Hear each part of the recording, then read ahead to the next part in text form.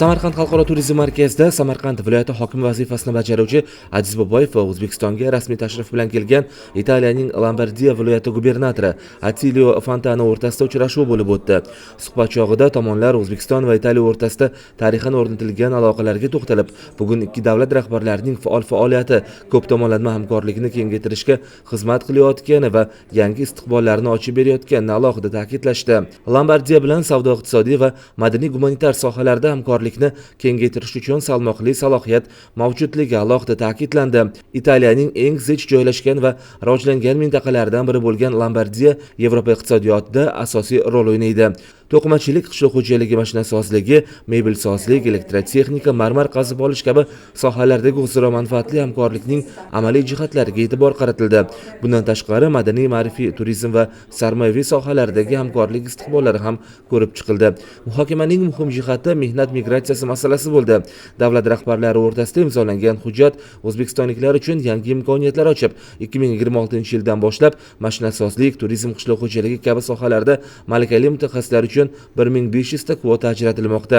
Shu munosabat bilan Aziz Boboyev restoran biznesi, tibbiyot va boshqa talabchan yo'nalishlarda kadrlar tayyorlash, chet tillarini o'rganish uchun ixtisoslashtirilgan o'quv markazlarini tashkil etish taklifini bildirdi. Gubernator Attilio Fontana samimiy qabul uchun minnatdorchilik bildirib, Samarqand viloyati bilan keng ko'lamli biznes hamkorlikni rivojlantirish uchun har tomonlama ko'mak berishga tayyorligini ta'kidladi. Dasturga muvofiq viloyatlar rahbarlari Samarqand viloyati va Lombardiya ishbilarmon-doiralarining 100 dan ortiq vakillari bilan birgalikda har ikki viloyatning sarmoyaviy imkoniyatlari namoyish etilgan savdo-iqtisodiy, madaniy va turistik forumda ishtirok etishdi.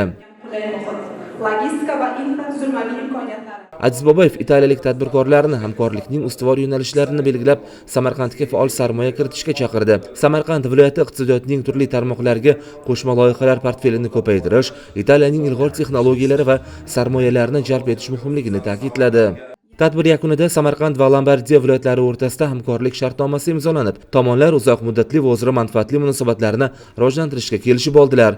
Forum doirasida ikki viloyat tadbirkorlari o'rtasida B2B va G2B muzokaralari o'tkazilib, uning natijasida qurilish, qishloq xo'jaligi, elektrotexnika, mebel, neft-gaz va yengil sanoat kabi yo'nalishlarda umumiy qiymati 112 million AQSh dollarga teng 11 ta loyiha bo'yicha dastlabki kelishuvlarga erishildi. Bundan tashqari Samarqand davlat tibbiyot universiteti va Lombardiya viloyati hukumati o'rtasida ta'lim sohasida hamkorlik qilish, tajriba almashish va tibbiy bilimlarni rivojlantirish uchun yangi istiqbolli kelishuvlarni mustahkamlash uchun shartnoma imzolandi. Tadbir so'ngida Italiya delegatsiyasi viloyat hokimi vazifasini bajaruvchi Aziz Boboyev hamrohligida Samarqand xalqaro turizm markazidagi kongress markazi va Boqiy shahar tarixiy etnografik majmuasiga tashrif buyurib, o'zbek xalqining boy madaniy merosini aks ettiruvchi ko'rgazmalar, hunarmandchilik va amaliy san'at namunalarini tomosha qilish imkoniyatiga ega bo'lishdi. Bundan tashqari mehmonlar Samarqand shahrining diqqatga sazovor joylari bilan ham yaqindan tanishdi.